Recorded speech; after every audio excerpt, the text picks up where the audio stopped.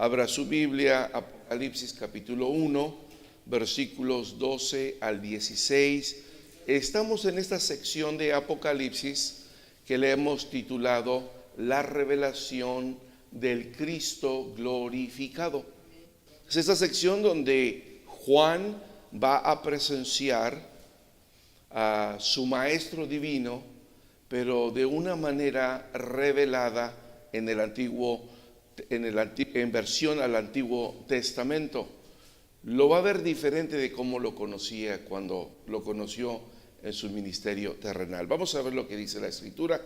Voy a dar lectura del versículo 12 al 16.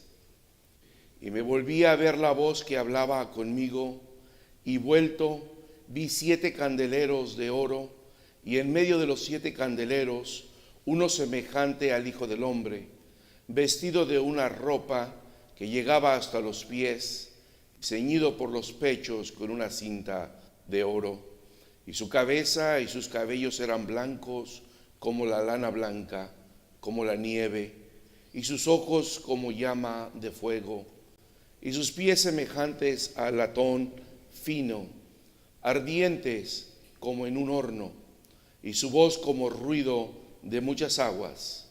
Y tenía en su diestra 7 estrellas, y de su boca salía una espada aguda de 2 filos, y su rostro era como el sol cuando resplandece en su fortaleza. Bendito sea el Señor. Ocupen su lugar. Tienen con qué anotar, preparen papel y lápiz. Vamos a ir estudiando versículo por versículo de estos versículos que tenemos a nuestra consideración. Aquí tenemos una traducción un poquito más literal, pero sí muy parecida a las palabras que utilizó nuestro traductor de esta Biblia Reina Valera. Y dice: y me volví para ver la voz que hablaba conmigo, y cuando giré vi 7 candeleros de oro, y en medio de los 7 candeleros miré a uno semejante al Hijo del Hombre, vestido de una túnica que llegaba hasta los pies, y ceñido por el pecho con un cinto de oro. Su cabeza y sus cabellos eran blancos como la blanca lana, como nieve, sus ojos como llama de fuego, y sus pies eran semejantes al bronce bruñido, encendidos como en un horno, y su voz era como sonido de muchas aguas.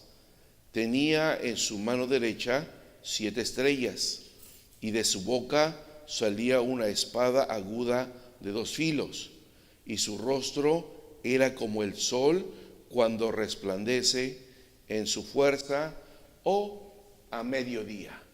Sería otra traducción también. Bien, estos son los versículos que tenemos a nuestra consideración aquí en versículo 12 al 16. Los 7 candeleros son las 7 iglesias de Asia, y Jesucristo está en medio de ellas.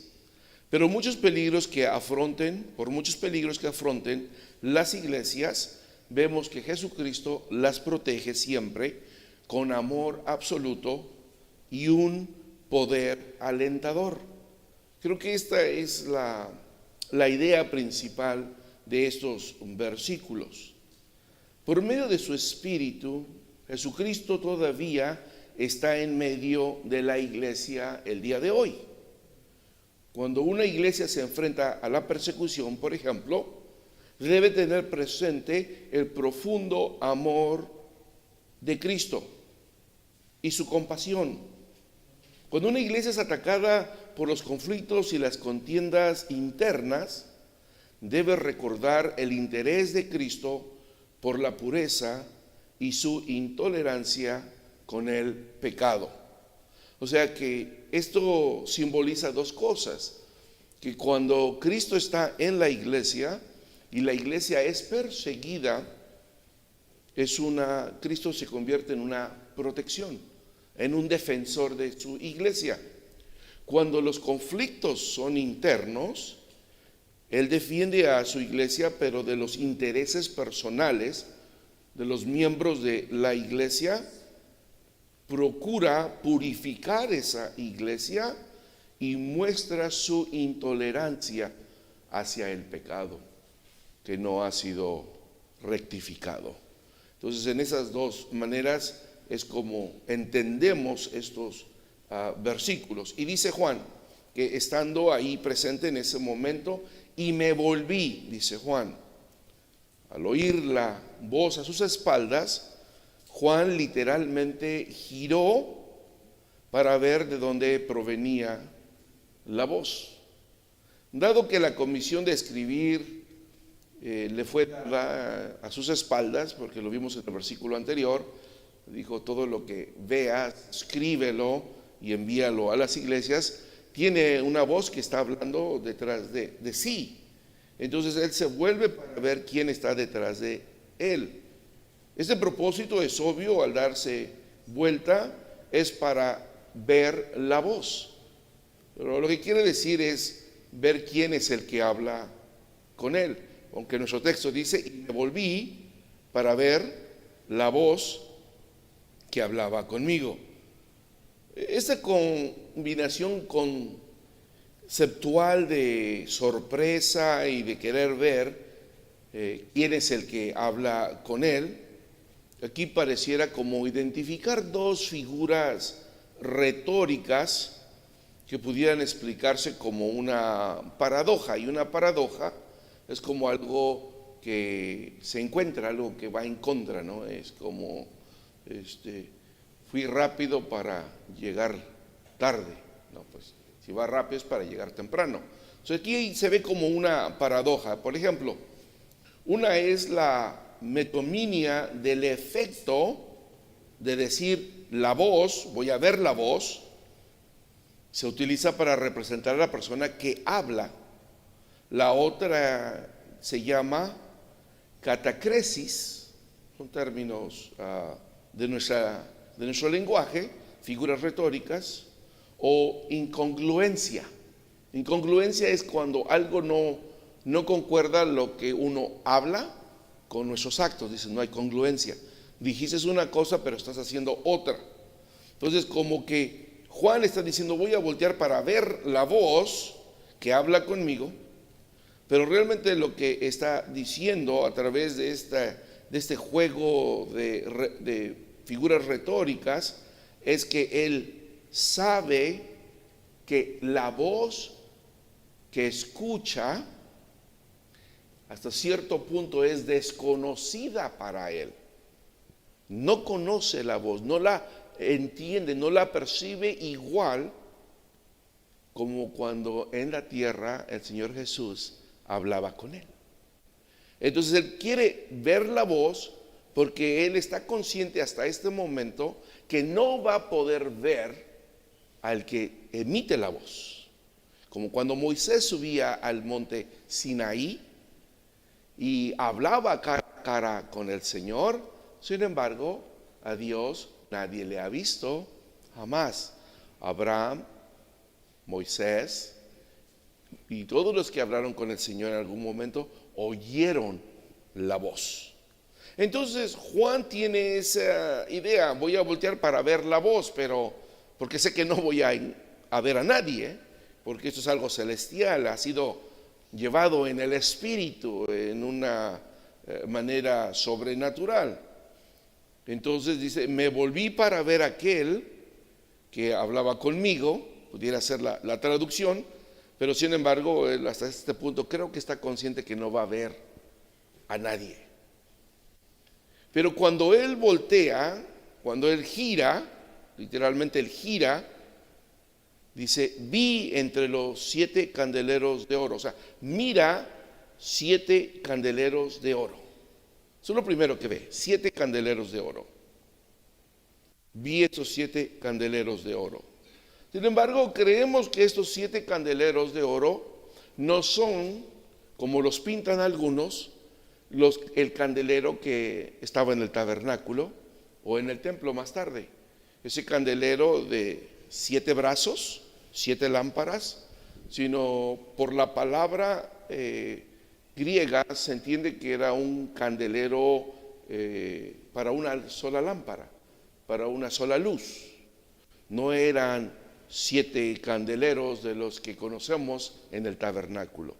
Simplemente eran 7 candeleros individuales que representan, y lo vemos más adelante, que esos candeleros representan cada uno una iglesia. Pero no es la misma palabra que se utiliza en la Septuaginta para traducir los candeleros o el candelero que está en el tabernáculo. Es diferente candelero. Por ejemplo, en el caso de la visión de Zacarías observó en la visión de Zacarías 4:2 y díjome, ¿qué ves? Y respondí, he mirado y he aquí un candelero todo de oro, con su vaso sobre su cabeza y sus 7 lámparas encima del candelero, y 7 canales para las lámparas que están encima de él. ¿Se dan cuenta de la diferencia? Entonces, cuando lo describe aquí el candelero que se encuentra en el tabernáculo. Y esta palabra, cuando ya la Biblia hebrea, en el libro de Zacarías, es traducido al griego unos 250 años antes de Cristo, es diferente palabra a la que encontramos en Apocalipsis. Sin embargo, es una lámpara, o son 7 lámparas individuales, y cada una de ellas va a representar una de las iglesias de Asia. Entre los candeleros de oro, Juan vio a alguien. Dice, cuando giré a ver la voz, vi 7 candeleros de oro, pero en medio de los 7 candeleros, mira a uno semejante al Hijo del Hombre. En otros estudios hemos hablado que representaba este título que se dio el Señor Jesús a sí mismo, estando en su ministerio terrenal. ¿Se recuerdan qué representa este título, Hijo del Hombre, a diferencia de Hijo de Dios?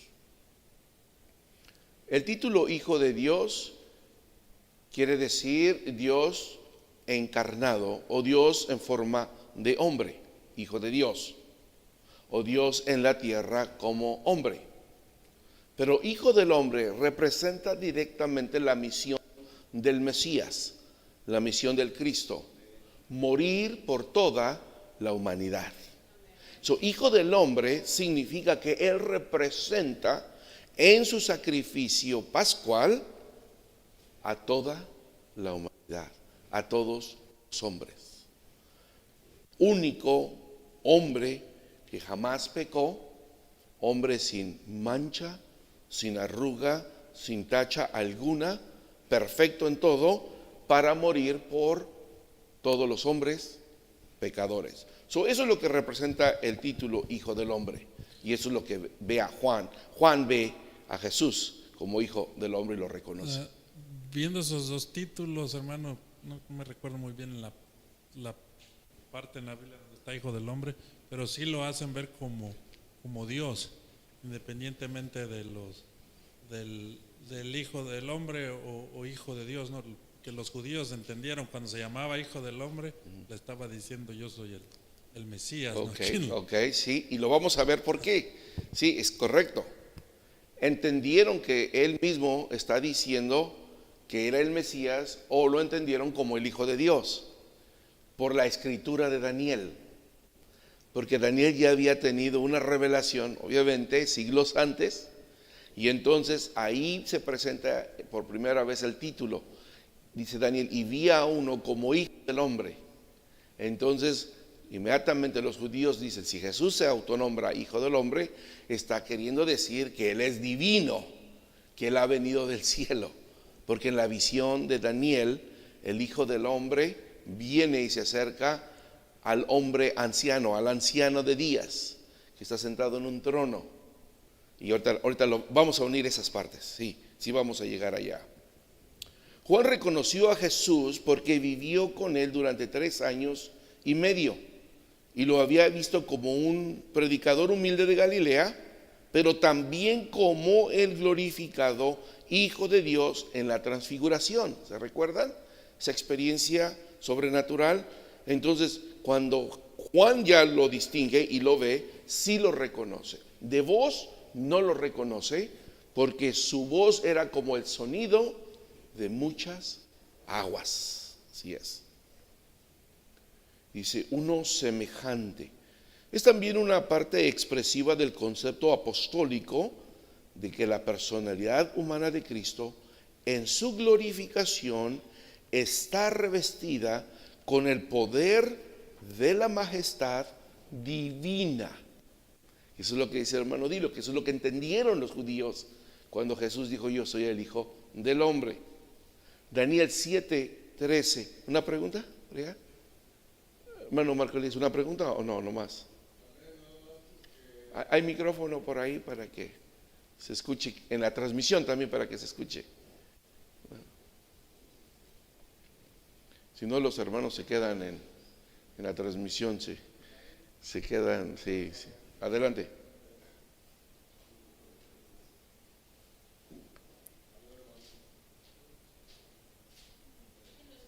Amén, hermano. Nada más para preguntar, porque sí he tenido como esa duda desde hace mucho tiempo. En Ezequiel Jehová le dice a Ezequiel, hijo del hombre, ve y predícale a las gentes, ¿no? Entonces, ese concepto puede utilizarse de la misma manera, porque Jesús dice que para que sepáis que yo soy el Hijo del Hombre, que el Hijo del Hombre puede perdonar pecados, ¿no? Cuando le lo están cuestionando de que quién fue el que pecó, ¿no? Si los padres o el Hijo. Ajá. Y dice, para que sepan que el Hijo del Hombre tiene potestad de perdonar pecados, yo le digo a tus pecados son perdonados y sé sano, ¿no? Entonces, tienen la misma connotación, o sea, sí, decir ese título que le dijo a Ezequiel, que el título que está diciendo Jesús, y en este caso el título que está diciendo en Apocalipsis aquí, semejante al Hijo del Hombre. Sí, hermano Marcolías, solamente que como el título tiene varios significados o representa varias cosas, en el caso de Ezequiel lo que representa, cuando Dios le dice a Ezequiel, Hijo del Hombre, ve y predica, quiere decir ve y profetiza a nombre mío. Entonces está enviado directamente de parte de Dios, como si Ezequiel mismo hubiera venido del cielo. Pero lo que vino del cielo fue el mensaje que Ezequiel tenía que transmitir a las gentes, y no era un mensaje personal de Ezequiel, sino era un mensaje que venía del cielo. Y entonces Dios en ese momento a él le da la figura o el tipo y figura de ser el Hijo del Hombre, como José el soñador, que es tipo y figura de Cristo, como Isaac en el sacrificio en el monte Moria es tipo y figura de Cristo, ¿sí? Esos son tipos y figuras. Daniel 7:13 dice, miraba yo en la visión de la noche, y he aquí en las nubes del cielo como un hijo de hombre que venía, y llegó hasta el anciano de grande edad, e hiciéronle llegar delante de él. ¿Sí? En el griego esta expresión carece del artículo el. Entonces en el original solo dice hijo de hombre, no el hijo del hombre. ¿Tiene micrófono? Es que lo que pasa es que si no, no se escucha en la grabación y quedan huecos.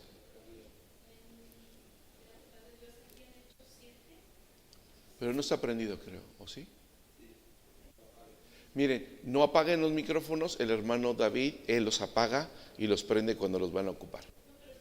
Sí. Aquí en Hechos 7 dice cuando Esteban... Sí, sigue apagado. Cuando Esteban fue apedreado, ¿sí? Ajá. ¿Se escucha, hermano David?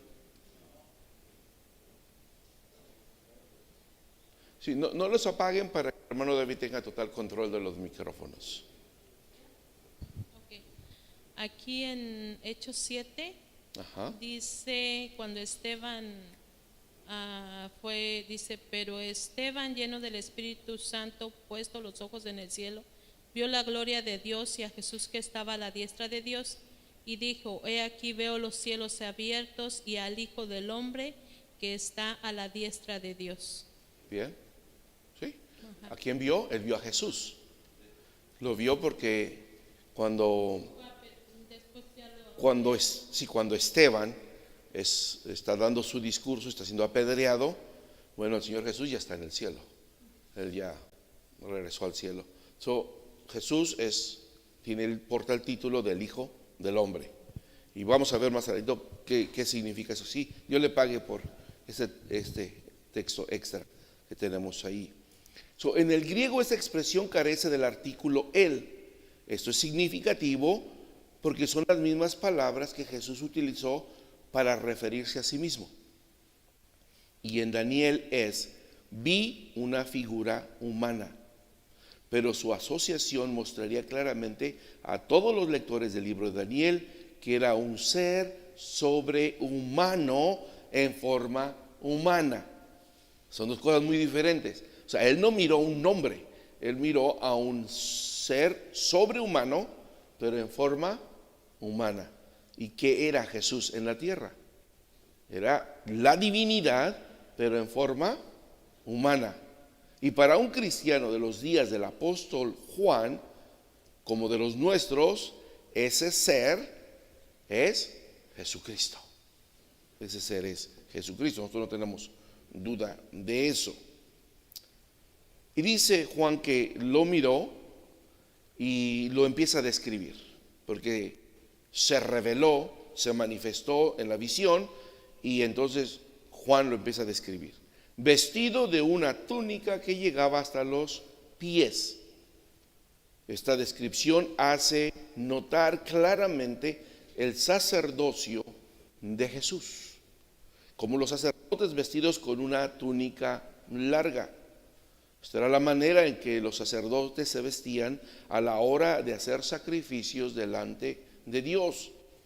Jesús está vestido como un sacerdote porque ha cumplido con su ministerio sacerdotal, terrenal, de acercarnos al Padre. Él es el sacrificio. Este sacerdote no necesitaba un sacrificio para expiar los pecados de los hombres. Él es el sacrificio y a través de Él nos acerca al Padre para el oportuno socorro de nuestras vidas. En Hebreos 5:8 dice, y aunque era hijo, por lo que padeció aprendió la obediencia, y consumado vino a ser causa de eterna salud a todos los que le obedecen, nombrado de Dios pontífice según el orden de Melquisedec. Amén. Y dice Juan que lo miró con una túnica larga que bajaba hasta los pies y ceñido por el pecho con un cinto de oro. En la antigüedad el sumo sacerdote vestía un cinto de oro alrededor de su pecho, y este era el símbolo de que está o ha entrado a la presencia de Dios. Acuérdense que había un simbolismo entre su ropa, los colores de su ropa y los materiales, los metales que utilizaba. El oro representa esa pureza, esa majestad, esa dignidad. Entonces vemos aquí que Juan observa cuando Cristo se manifiesta, vestido él también y ceñido con un cinto de oro, porque es como si estuviera en la presencia de Dios o ha ocupado el lugar de Dios. Daniel 10:5 lo miró de esta manera: y alzando mis ojos miré, y he aquí un varón vestido de lienzos y ceñidos sus lomos de oro de Upaz. ¿Sí? Entonces nos damos cuenta que Daniel había tenido la misma visión años atrás, muchos años atrás. Y Daniel pues no conoció al Señor Jesús, pero la visión estaba ahí presente. Ahora con mayor claridad lo alcanza a ver el siervo de Dios Juan. Y sigue su descripción, dice, su cabeza y sus cabellos eran blancos. La blancura de su cabello correspondía a la del anciano de días. ¿Sí? Este título. Entonces, cuando no leemos correctamente o no interpretamos correctamente Daniel, alguien puede pensar, sí, ahí está el Padre y ahí está el Hijo. El Hijo del Hombre se acerca al anciano de días. Juan nos aclara verdaderamente quién es el anciano de días. Porque Daniel dijo, en Daniel 7:9, estuve mirando hasta que fueron puestas sillas, y un anciano de grande edad se sentó, cuyo vestido era blanco como la nieve. Y en Apocalipsis, ¿quién viene vestido con ropas blancas y largas, sacerdotales? Jesús.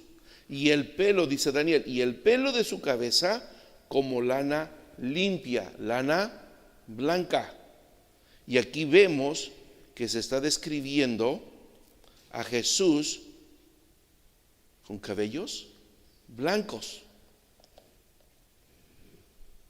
Su silla llama de fuego, sus ruedas fuego ardiente, como los pies de Jesús, bruñidos en el horno, ardientes.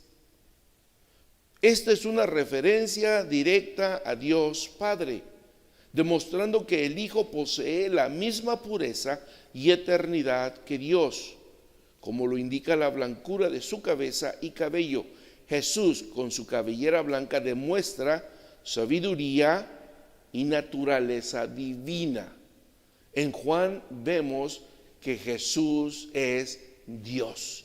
Jesús es el anciano de días sentado en esta silla. Toda la descripción que Daniel tiene la vemos ahora agregada a el Señor Jesús. No, adelante. Entonces, viendo lo que Juan describe en Apocalipsis y luego su evangelio, entonces está bien relacionado, ¿no? Porque Juan lo ve como Dios tanto en su evangelio, entonces habrá tenido que ver. Claro, sí. Aquí es donde los trinitarios, cuando llegan a Apocalipsis, dan marcha adelante y luego dan marcha atrás, porque se describe a Jesús como el principio, como el fin, el alfa, el omega, y dicen el que ha de venir. Entonces dicen, no, aquí es Dios. Pues sí, pero si va a venir, entonces es Jesucristo. Al que esperamos en el retorno es a Cristo. La segunda venida es a Cristo. Entonces, obviamente que entonces entendemos que Jesucristo es Dios. Entonces aquí donde ellos, inclusive en sus mejores comentarios, no pueden negar esta realidad. No pueden negarla. Y dicen, vemos que todos los atributos de Dios están en Cristo Jesús. Ya nada más les falta decir porque es el mismo. Pero, bueno, no lo dicen.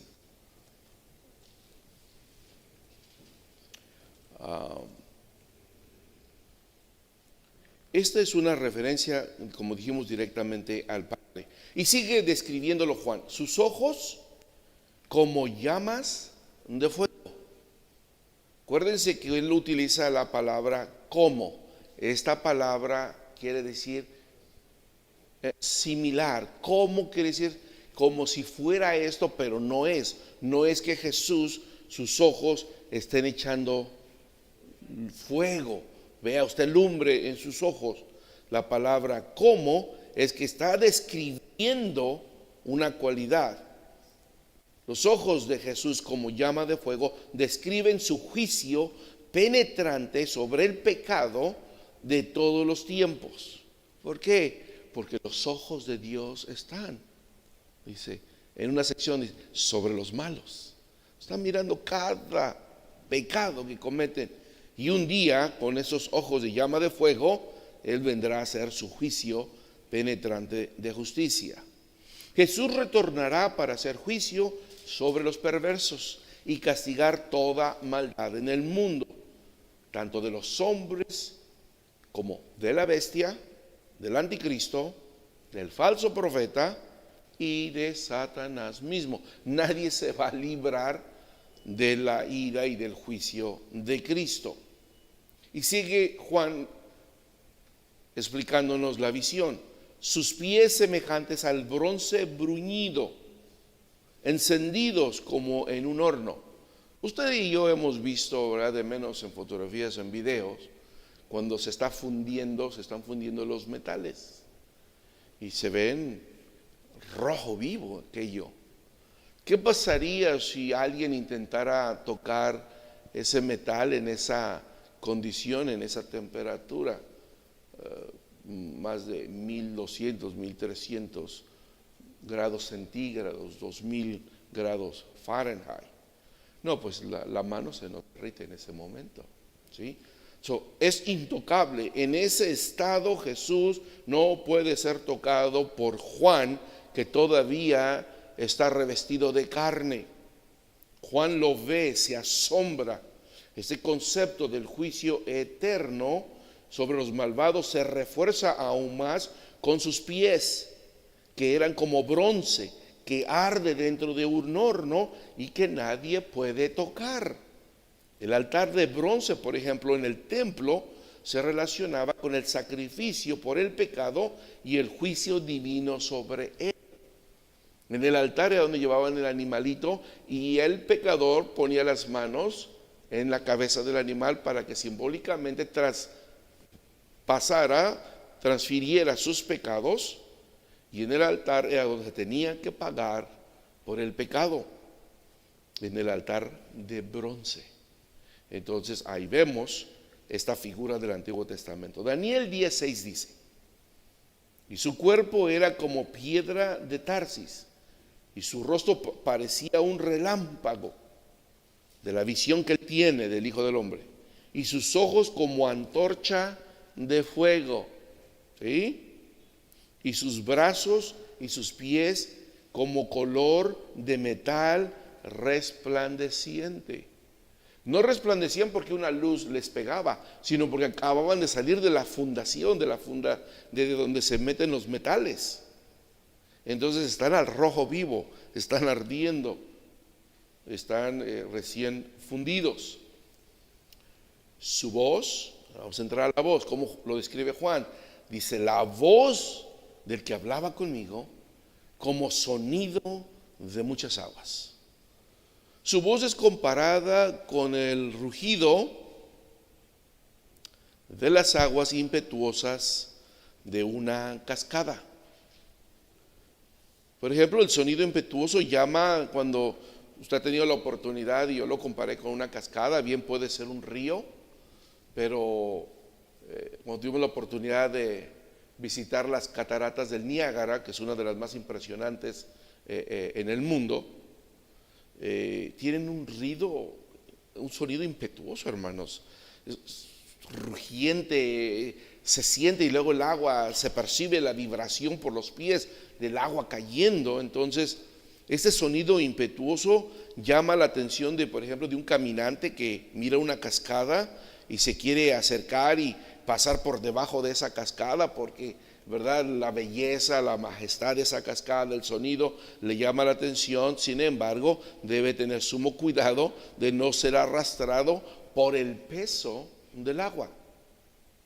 Ahí son millones y millones de gotas de agua, y una gota sobre uno pues no le hace nada, pero millones y millones de gotas cayendo sobre nosotros nos despedazaría.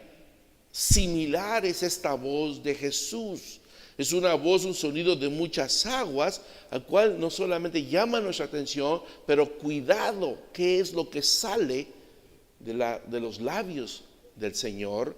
Porque es como un agua de mucho peso y debemos de tener ese sumo cuidado. Esta voz de muchas aguas. De igual manera, la voz de Jesucristo no solo tiene ese estruendo de muchas aguas, sino que también el poder de arrastrar a los hombres al fuego eterno. ¿Por qué estoy diciendo esto? Porque en su retorno, el Señor Jesús no viene como un cordero inmolado, viene como un poderoso y rugiente león a hacer juicio en la casa de Israel primeramente y a todas las naciones, hermanos. No es un corderito inocente que viene pacíficamente, sino ahora es un poderoso león. Ezequiel 1:24 dice: y el sonido de sus alas cuando andaban, como sonido de muchas aguas, como la voz del Omnipotente, como ruido de muchedumbre, como la voz de un poderoso ejército. Esta es la voz del Omnipotente, esta es la voz de Jesús. Pero Jesús tenía algo en su mano derecha. Tenía en su mano derecha 7 estrellas. Es de notar que esta figura de las siete estrellas tiene que ver, y es muy importante porque la palabra tenerlas en su mano es como acariciarlas en su mano, o como una cuna que cuida de un bebé. Cuando ponemos un bebé en una cuna sabemos que está resguardado, no se va a caer, está tapado, está cómodo. Esta es la intención de la traducción, y tenía en su mano 7 estrellas. Es de notar esta figura que es única, la única que no tiene conexión directa con el Antiguo Testamento, pero sigue el tipo de imágenes que se utilizaban en el Antiguo Testamento. No hay una figura exacta, pero Jesús tenía en su mano derecha y sostenía en ella, esa es la traducción literal, sostener, como un bebé en una cuna, estas 7 estrellas que están descritas más adelante en el versículo 20, como los ángeles o mensajeros de las 7 iglesias. Por la expresión griega, aquí se han sugerido 2 significados para esta representación simbólica. Mire, la primera representación simbólica es la siguiente: es la idea principal de la autoridad absoluta de Cristo y su completo control sobre las 7 estrellas. La segunda traducción, al igual que en Juan 10:28, lo que decía su hermano Dilio, si Juan tiene mucha conexión Apocalipsis con su evangelio. En Juan 10:28, sostener en la mano derecha de Cristo implica la noción de protección. Esta última noción de protección encuentra apoyo en la asociación habitual de la mano derecha con la posición de favor, protección y bendición. Esto ciertamente encaja en este contexto donde Juan y estas 7 iglesias fueron objeto de persecución. Fueron perseguidas, estaban siendo perseguidas estas iglesias, incluyendo Juan. Así que la primera idea de autoridad y de control se encuentra en referencia a las estrellas. Y en otras partes del Apocalipsis y del Antiguo Testamento, donde son representadas como ángeles. Por ejemplo, si quieren anotar, Job 38:7, ahí tenemos otra referencia a estrellas con ángeles o mensajeros, o Daniel 12:3 como testigos. Dado que los mensajeros siempre están presentes, el control es un concepto más apropiado que la protección. Pero hay esa relación. Seguimos con la descripción de Juan. Dice: y de su boca salía una espada aguda de 2 filos. Pero no se confunda con que la palabra que emana de la boca de Dios o de los labios de Jesús en su ministerio terrenal es comparada con una espada de 2 filos que alcanza a penetrar el alma, el corazón, discierne los pensamientos de los hombres. No es esta espada. No es la misma palabra, no es el mismo significado. Cuando dice en Apocalipsis, de su boca salía una espada aguda de 2 filos, está hablando de guerra, está hablando de muerte, está hablando de combate. La espada en la boca de Jesucristo simboliza el poder y la fuerza de su ejecución. Sus palabras de juicio son agudas como las espadas. Y tenemos referencias. Isaías 49:2 es una referencia, y Hebreos 4:12. Mientras que la apertura de su boca revela una espada afilada, ancha y de doble filo, esta es una imagen. Acuérdense que cuando estábamos estudiando la introducción a Apocalipsis, Apocalipsis es un libro apocalíptico porque está lleno de figuras, imágenes, números y colores que son símbolos. Bien, esta última imagen, grotesca si se redujera, por ejemplo, a un lienzo y a una pintura, pareciera pues como que sea una espada, ¿no? Como que impresiona. Pero Juan lo que pretende describir aquí son los efectos de cada palabra de juicio que el Hijo del Hombre va a emitir en el juicio sobre los hombres. Su palabra será penetrante, cortante, separadora, reveladora y absolutamente irresistible. Investigando sobre esta palabra que encontramos aquí en Apocalipsis, de esta espada, investigué que esta espada era muy famosa en el primer siglo. Esta era una espada corta de una hoja ancha y que permitía un doble filo, y era favorita en los encuentros de combate cuerpo a cuerpo. Quizás usted la ha visto en algún momento. No es una espada recta, es una espada que tiene un ángulo. ¿Okay? Es corta, no es muy grande como esto en tamaño, es ancha, permite doble filo y va así y luego gira hacia un lado. ¿Okay?